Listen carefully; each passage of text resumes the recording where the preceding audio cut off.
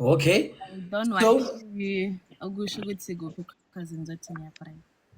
oh, okay. But yeah, Uhlala kulezi indawo leziyana Ndlu dimandlu ibeach ngaba khona somewhere lapha eJarity. yeah. So nje uma isister uhlala lapho.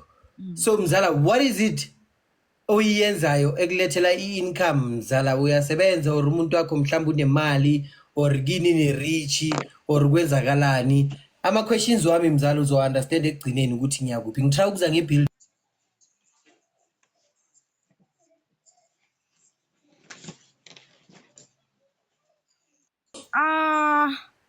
Mina ngiyasebenza I'm working at the private hospital.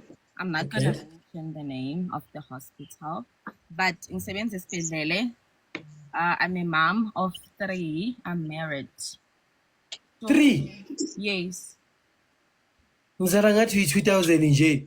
Uziphethe kahle yazi. Ngiphethe kahle angiphuzi. Uzocabanga ngaphuza. Ngicela ngiyadlala but yeah. Anyway, yo mzala usebenzile 3 beautiful kids.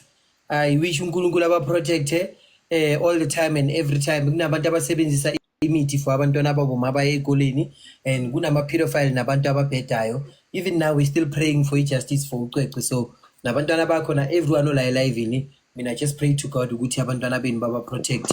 Nama transport driver nokudriver into enjani njani estradini abavikele. So okay mzala, njengoba usebenza kanje uyazihlanganisela uyaphanda yini into eza ekuthumela ukuthi uyoskenywa mzala? First time ubona lo muntu mzala awuze nayo kahle.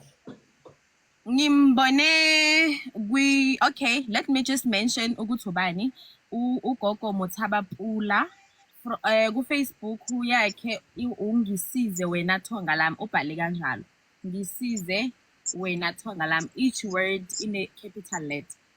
Okay. So I was just Facebook and I was going through a process, spirituality. So I couldn't understand some of the things like being namaphupho and stuff like that. So ngambona ukuthi okay, ama-post wakhe, like she's motivating people and there are things that nje engizibona ama-life wakhe uyabo.